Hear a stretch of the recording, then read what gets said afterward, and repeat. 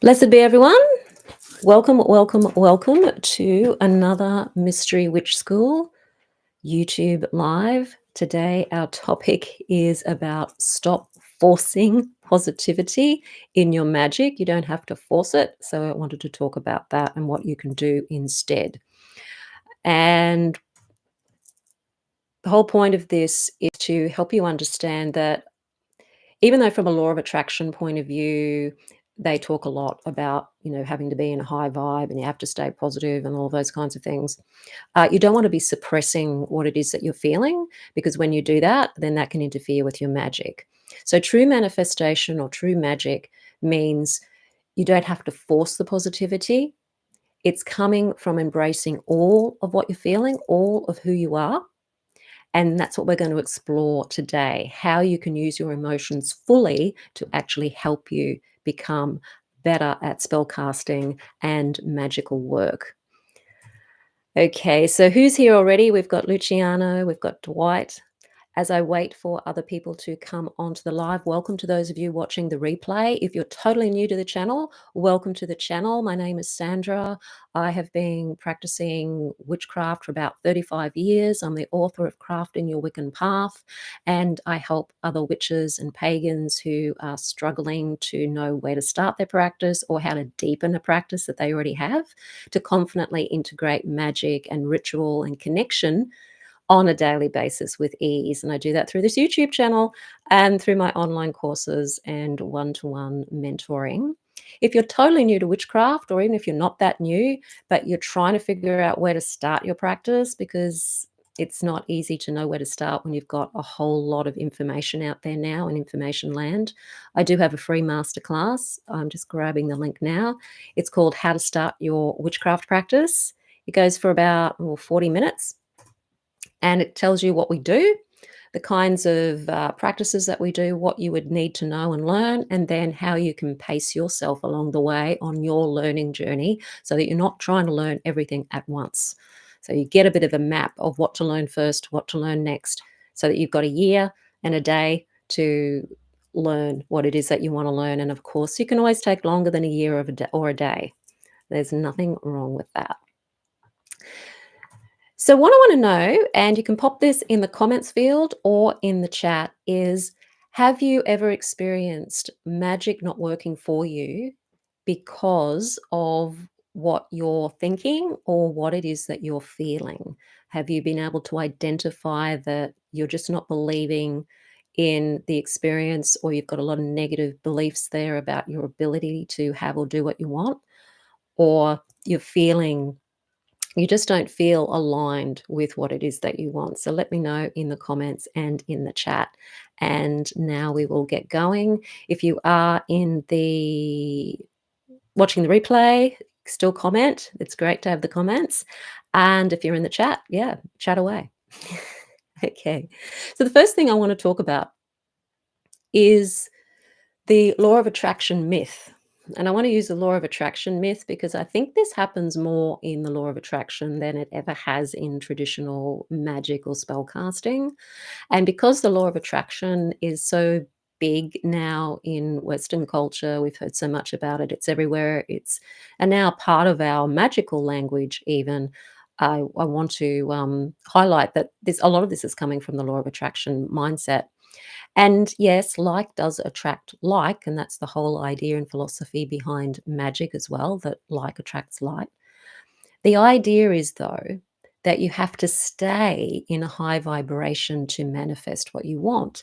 And even though that's true for a lot of manifestation, it's instead of being in a high vibration, it's the vibration that's matching what you want, the vibration that's matching what you want to feel when you have a successful outcome in your magic.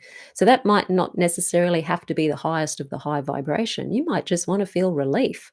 You might just want to feel content, you know. So it's not about having to focus on the high vibration, because what the problem is there is that you're trying to force positivity, and we end up suppressing the emotions that we don't want to feel. And when it comes to magic, of wanting to do financial magic or love magic or healing magic, Often there are past experiences that are telling us that we don't deserve it, we can't have it, people like us can't have it, we're not allowed to have it, the goddess doesn't want us to have it, whatever. And that can cause us to feel like to feel icky and to feel a bit negative towards any spell casting that we're doing, or even to cast a spell in the first place. And if we're trying to be positive, forcing it, and we're trying to force that high vibe and we're suppressing the emotions of self-doubt or not good enough or not allowed to, then they don't go away. They stay there. And it's like pushing a beach ball under the water. You can push it down and push it down and push it down, but as soon as you let go, it pops right back up. And that's what happens to our emotions. And if you've done shadow work or you're doing shadow work, you'll find that that happens. It's part of the shadow work process where things pop up, especially when you're trying to do identity shifting or you're trying to really change into the person that you know yourself to be. Old things will just pop up out of the subconscious mind that you've got to transform and work with. So they don't go away. They can just fester there in the subconscious mind, and it can block your energy and it can block your behavior more than anything, which means that you're not going to take the action that the magic is requiring of you in order to fulfill the result of the spell, because all magic requires some amount of physical effort on your part. Some things may turn up on your doorstep or across the road. Yes, that happens, but you still got to go across the road and get it. You've still got to open the door and get it. There are still actions that need to happen on a physical plane for magic to fulfill itself. And if we have these suppressed emotions, that can stop us from actually taking those actions. So the magic might have worked, but we haven't allowed it to fulfill itself because we haven't done our part. So witchcraft, of course, is all about energy. And if the energy is blocked or suppressed, the spells aren't going to work the way that you want them to work. They might work a little bit, they might work in a weird way, or they might not work at all. So think of it as a stream of water, and the stream flows.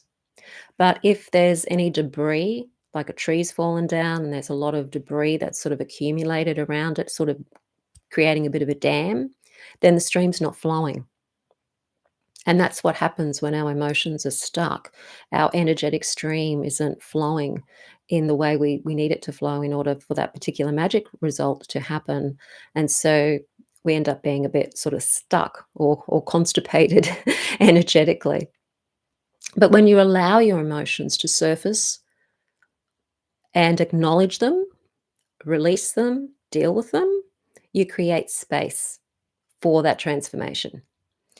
And that's where the real magic happens, really, because magic is an alchemical process a lot of the time. And you're changing from circumstances into other circumstances. So the magic is what happens within us, where we alchemically change a state of being into another state of being within ourselves. So it's not by avoiding the emotions or suppressing them, but it's in alchemizing them. So I'm just going to go back to the chat. Hi, everybody. Yep, still there, listening away. So, the power in magic, if you're struggling with a particular type of magic, maybe you're great at financial magic, but you just can't seem to get love magic happening. Or you might be really good at healing, but you're lousy at financial magic. It's understanding what it is that's going on within you. So emotions aren't bad or they're not good. We don't really have good or bad emotions.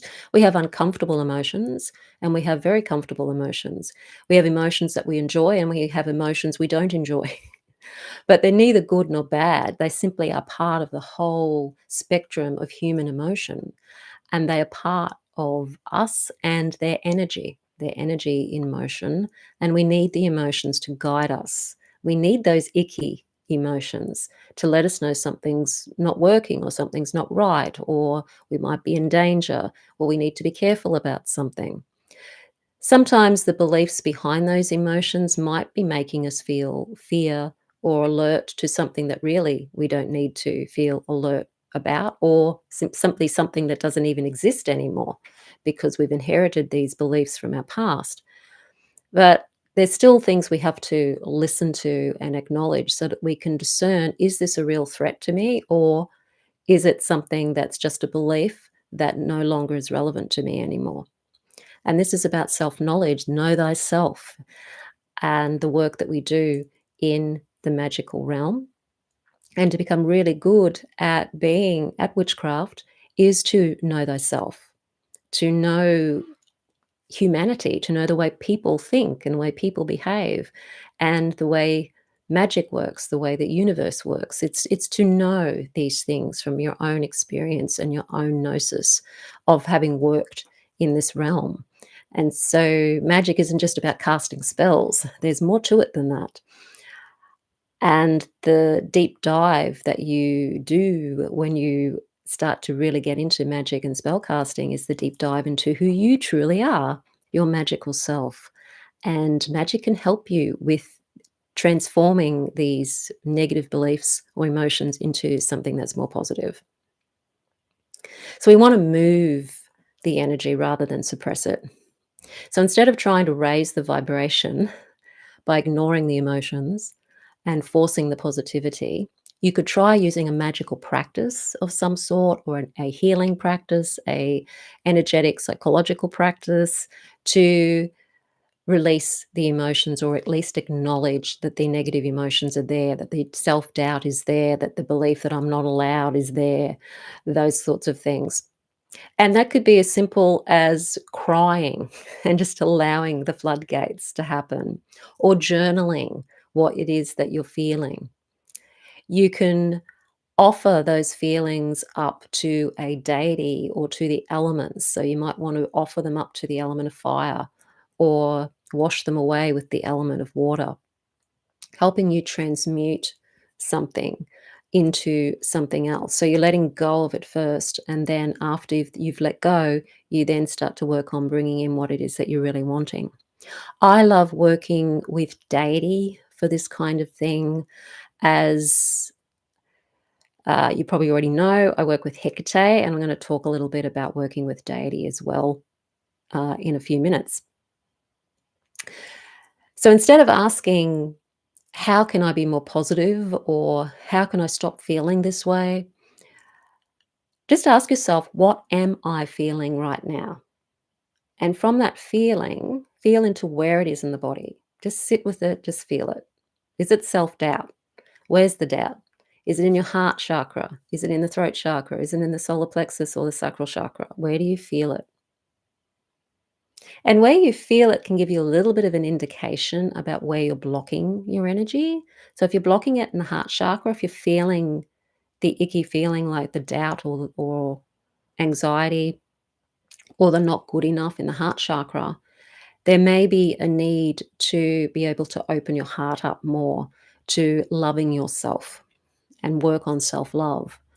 If it's in the solar plexus, it might be more to do with your ability to assert yourself in the world and feel that you have a right to the things that you want, that you have the right to have the love you want, the health you want, the money you want.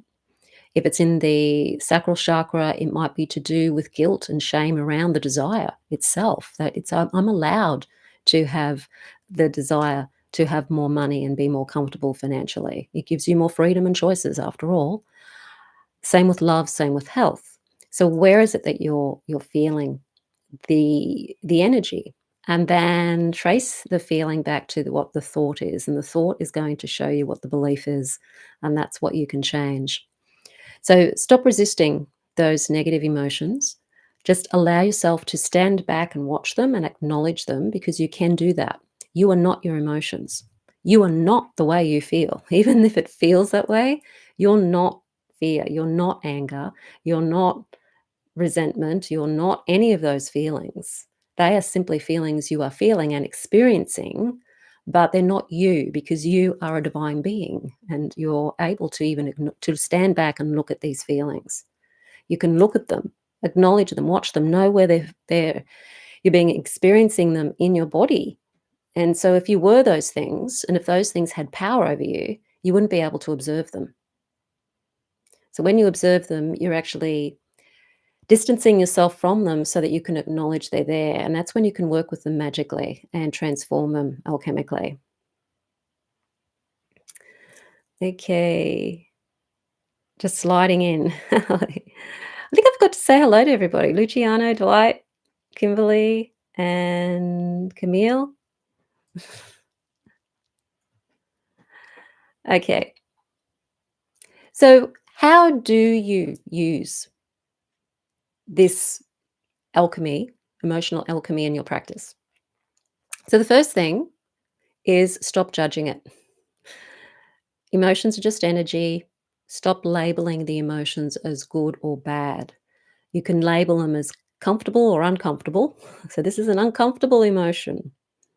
You could label it as the type of emotion if you acknowledge it's anger, or if you acknowledge it's fear or doubt or anything like that. And acknowledge it, but don't label it good or bad. I shouldn't feel like this, so I should always be happy, I should always be joyous. No, that's not how life happens. We are going to experience the polarity of emotions throughout our lives, and that's why we need to be able to do these practices. So don't judge how you feel, just acknowledge how you feel and get curious about it. And that means locate it. So, number two, get curious about it, locate it and feel it. So, where does the emotion sit in your body? And just acknowledge it, just be aware of it. You could even talk to it. And this is a practice that is done where you actually go into your imagination and imagine that the emotion is a being of some sort. It could take the form of a fictitious being, it could take the form of an object, it could take the form of a human or an animal or whatever. Just allow your imagination to give it some kind of a form. It could just be a color. And then talk to it like you would a person and say to it, what is it that you're trying to tell me? What are you saying to me? I'm listening now. And when you listen to it, you'll find that your emotions will start to calm down. So the nervous system starts to calm down, and you may get some indication from just doing this exercise of what it is that's causing you the grief. So the being or the color or whatever it is that has you've given form to the emotion as may tell you, I'm warning you that, if you get the money you really want, then it's not going to be safe. What are people going to say? They're going to tell you you're greedy, and you don't want people knowing that you're greedy. You don't want people thinking you're greedy. And so you can have a bit of a conversation with it, all in your imagination, so that you're acknowledging how you feel, and you're getting information from your subconscious mind about why you're feeling that way. And this is a technique that I've certainly used in my one-to-one process as well with people, and also with myself, when I just need to know what is my subconscious telling me that's blocking me from being able to move forward. And then welcome it and release it. So instead of pushing it away, you can allow it to move through you naturally. So this you can do through ritual, you could do through movement, you could do through simply sitting in stillness. You can use emotional freedom technique or tapping, and I use this technique with that imagining this being telling you what the problem is. And you can even talk to your imagination. So if you've felt into your fear, for example, and you're trying to give it a form so that you can have a conversation with your fear, and maybe it's just an icky dark shadow or something. You could say to icky dark shadow, thank you for keeping me safe. I'd like now to give you an update on how to keep me safe. What if I can have this money and you keep me safe at the same time? So you're just giving it a new program, you're giving it a new job to do. And often that's enough to work. I like to do that when I'm tapping, but it's enough to give it that change, and to make that change within yourself, so you're no longer feeling that if you did have that money that you wanted, or the love that you wanted, or the health that you want, that something bad isn't going to happen, that you deserve it, that it's okay, you're allowed. And it's about using these processes, using the imagination to transform these things. You can do it through ritual and through dance, through music, write a song. That's a great way to release things, writing a song. about what you're feeling, and then do a transformation in the song to what it is that you want to feel. I like to work with Hekate a lot in this kind of work. And if you have worked with Hekate, you know that she is a goddess of transformation and a goddess of the underworld. There's other deities, of course, you can work with as well. Konunos is another great deity to work with in shadow work. Hekate teaches us that our darkness is not something to fear. It's something to be aware of and to integrate it in a way that has positive outcomes for us rather than the negative outcomes. So that's through what we call shadow work. And that can be done through dream journaling, in a journey with Hekate, which is my course on Hekate. It is a 4-month course working with Hekate. There is dream journaling and dream analysis in that, meditations with Hekate, rituals with Hekate, to help you uncover what it is that you're thinking and feeling, and then releasing those and giving them up to Hekate. And that is a very powerful process. Whether it's Hekate or just the goddess in general or a god, it's finding out what it is that you're feeling that's blocking you, that's causing you grief, causing the doubt, and offering it up to them, giving it to them to take care of, to deal with, to give it up. So it's giving it away, it's giving it up. It's a release. And that is so liberating. I have a video on this channel about doing that with Hekate. I have a free video that's called Awaken Your Power with Hekate that takes you through the process of identity shifting and working with releasing things with Hekate. Now, there's a link in the description field below the video for all my freebies, including how to start your witchcraft practice, Awaken Your Journey with Hekate, Awaken Your Power with Hekate is there too. It's also in the chat as well. And you can find all of these on my website too, under my freebies tab on my website, mysterywitchschool.com. And that just shows you how I work with Hekate when it comes to releasing the negative things. And then once you've released all of that, you've given it up to the goddess, or you've done some other method of releasing and changing the belief, it's then time to come to your spell casting from a place of authentic power, so that you're really now connecting with what it is that you're wanting to manifest through your spells. Because spells, the really strong spells, don't come from a place of neediness or a place of desperation or forcing it to happen. They come from that alignment with what it is that you're wanting and feeling aligned to that in your imagination. So instead of casting spells from that neediness, it has to happen or else, you're casting from a place that I trust that what I desire is already unfolding, and allowing yourself that trust. And sometimes the work that we have to do, the negative work, the giving up to Hekate, is actually that lack of trust in magic, trust in the goddess, trust in ourselves. They're often the most serious negative beliefs that we have to give up, is the trust factor, the not trusting factor. So if you feel that for some reason Hekate isn't going to help you in your spell work, you would write that belief down and hand it over to her, and maybe even have a conversation with her about why you feel that way. Where's that belief coming from? Is it something you've picked up from your childhood or the religion of your childhood, or religious beliefs that maybe you've picked up along the way that tell you that you shouldn't be doing spells for this, that, or the other, that you shouldn't be doing spells for personal gain, or if you're true Wiccan, you shouldn't be doing spells for money. I've heard people say that. And what's the point of working with magic, really? We're here to create. We're here to create what we want to create, what we're feeling guided by higher selves to create. And for some people, you may need money to do that. Other people, you may not. It's everybody's different. So the shift is about trusting that your desire is already unfolding, and you do that through going into your imagination. So once you've released the negativity, it's a time to go, what do I want to feel here? I want to feel worthy. I want to feel I'm allowed. I want to feel good enough. I want to feel what it feels like to not have to worry about bills ever again, that if I need to spend money on something, the money's there.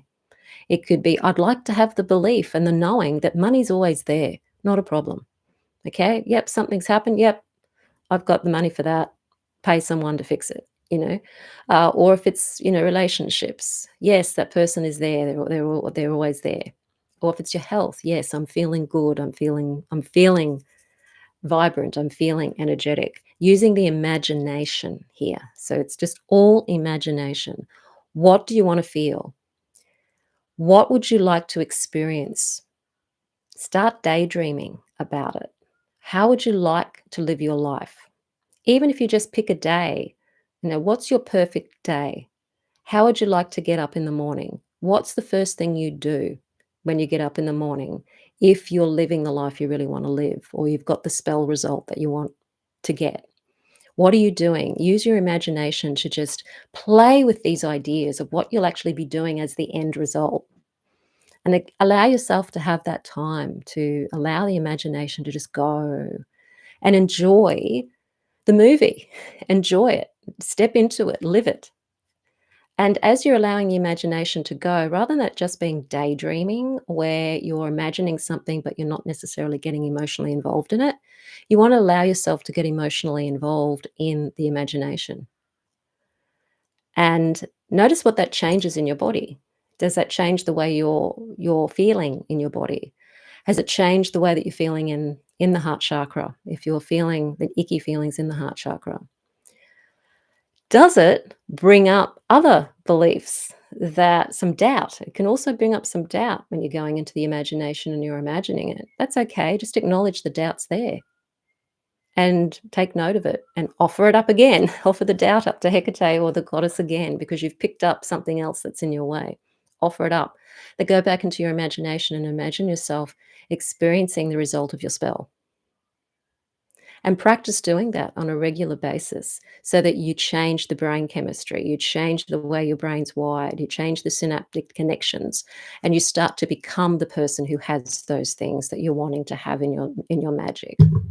The whole point of working with Hekate in my course, A Journey with Hekate, is to help you change into who you truly want to be, who you know yourself to be, and giving these things up to Hekate and helping her also give you the courage and the strength to be able to move through the things you need to through in order to become the person that you know yourself to be and want to be. And that is an alchemical process. It's a intense process because this is something that if you're really struggling with something, this is something you need to do on a daily basis. Being aware of what's stopping you and then transmuting that. So all of the energy, light and dark, it's just all part of the whole. So think of it all as a whole. And witchcraft is about that. Witchcraft isn't about running away from the shadows. It's about embracing the polarity and transformation, because that's what magic is. It's about transformation. And being a witch means embracing all aspects of ourselves and not being afraid of things about ourselves or things we're experiencing or things that we're feeling because we're wanting to run away from them in order to experience what we want to experience. We just need to be aware of it all and transmute the icky emotions, the uncomfortable ones, into their opposite through using the ritual of giving it up to the goddess, using tapping, using whatever modalities, healing modalities you might want to use, or other transformation processes that I've talked about to help you do that. Because then you're not forcing the results. You're allowing the energy to move. You're clearing away the dam in the stream, all the debris in the stream, so that the water can then flow. And that's when the manifestations will start happening effortlessly. Things will start happening that sometimes you don't even need to do a spell for. Or all of a sudden, all the magic just happens. It might not have been working for months and months and months and months and months, years even. And then all of a sudden, bang, it's there, because you've got rid of the debris that was in the way. And that's, I guess, the secret of magic. So I do want to go through a really short ritual that you can use to help you with this. And I'll go into the comments before I do that, though. Are you doing a live video on Easter Sunday? I'd like to know more about Dark Easter. No, I won't be doing anything on Easter Sun. Oh, your Easter Sunday will be Monday for me. Forget you're in the US. Yes, I will be doing a video. I will be doing a live next Monday. Yes, I will be. I don't know anything about Dark Easter. I don't know what that is. So it'd be interesting to do some research. I'm not exactly sure what the topic will be next week. But I will have a look at that because I'm curious about that too now, Luciano, seeing you brought it up.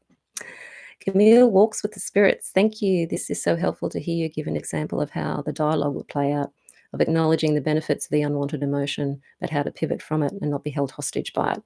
Awesome. Yes, because that's all it is. It's just our egos trying to keep us safe. And so it's going, oh, you can't do it because this is going to happen, or that's going to happen, or so and so is going to say this, or this. And so if we're not listening to it, we don't go, okay, I make an appointment with my ego today and have a conversation with it. Sit down, have a cup of tea or coffee, beverage of choice with this part of myself, and I'm going to find out what is really yelling at me so that it stops yelling at me. Because that's what it's doing. It's yelling because it thinks you're not hearing it. So sit down, yeah, have a conversation with it, and then you can give it new instructions. Well, what if I can have this result of spell and you still keep me safe at the same time? Because you want to let it know that you still want it to do its job. You're not trying to stop it from doing its job. You're just trying to give it an update on how to keep you safe or when to keep you safe. So now you're giving it instead of saying, okay, I can't have a lot of money because it's not safe for whatever reason, you're saying to it, okay, what if I can have a lot of money and you keep me safe at the same time? So it's just giving it an update, and it's works really well. So a way that you can do this through ritual, and you can even incorporate this conversation with your shadow self in this ritual, if you like, is to have two candles, a black candle and a white candle. So the black candle is the candle of release. It's the candle of going into the shadow side, the side that we can't see. That's why it's black, because it's dark. We can't see it. And the other one's the white, which again is the opposite on the polarity. And the white is for clarity. Okay. And then sit quietly and tune into what it is that you're feeling. What are you feeling? Where is it in your body? You can write these feelings down on a piece of paper and just acknowledge them, not judging anything. You're just allowing them to be there. You're not trying to change anything. You're just being aware that they're there. And then if you've written them down on the piece of paper, you can then burn the paper safely and seeing it in the smoke that these emotions and that are being released. Okay. And then feel into what it is that you want to feel. An addition to this is to work with Hekate and ask Hekate to be present in this ritual. And as you burn the paper, you're offering those feelings up to Hekate, those negative feelings up to Hekate, and saying, Hekate, you take these and you transmute them into, light or whatever, into something positive. I'm giving these up to you. I no longer want them anymore. They're not helping me anymore. And when you've done the letting go side of the ritual, that's when you want to feel into what it is you do want to experience. You don't want to leave a hole there or a vacuum there. You want to use your imagination to experience what it is you want to experience. And these kind of rituals, you can use processes in those rituals. So I'm using the example of working with Hekate. You could also use the candle ritual if you're wanting to do that process of talking to that part of yourself and then giving it the new task. You could use EFT in that ritual. You could use hypnotherapy during that ritual. Whatever tools help you, use them in the ritual, because ritual is very powerful. It's magic. You are doing a spell in this situation. You're doing alchemy in this situation. And it's very, very powerful. It really gets you in touch with your subconscious mind. And that's where you want to be when you're doing this kind of work, with your subconscious mind. The mind is powerful. I went from a size 12 down to a size 6 through imagination. Awesome. I did do extreme dieting, which I'm not condoning. I then had to get up to a size 8 to be healthy again. Yes, sometimes we go too far with, things. But it is, again, it's talking about how powerful the mind is and how when we get the subconscious on board with whatever our goal is, we can start to make that change. Pagan holiday on Easter. Yes, well, it would have been. It was linked to, of course, the equinox, and Easter was associated with the equinox. But the interesting thing about the Catholic Church is that it chose Easter, the time of Easter, as the first Sunday after the full moon, after the equinox. So it is actually linked still to the equinox. So Easter is linked to the equinox still. So it's after the first full moon, after the spring equinox.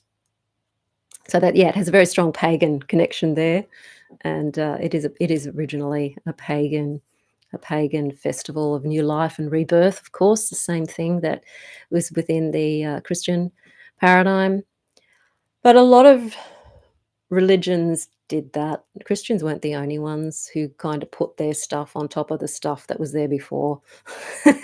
It's happened in other religions as well, where they they're against the previous religion, but then they go and put their take on the same stuff that the previous religion was doing.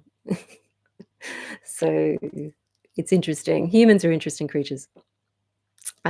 These are wonderfully specific responses to give to the ego when it wants to debate, yes, and it will want to debate, and then argue, presenting very sound logic. Your example gives a specific way to diffuse that.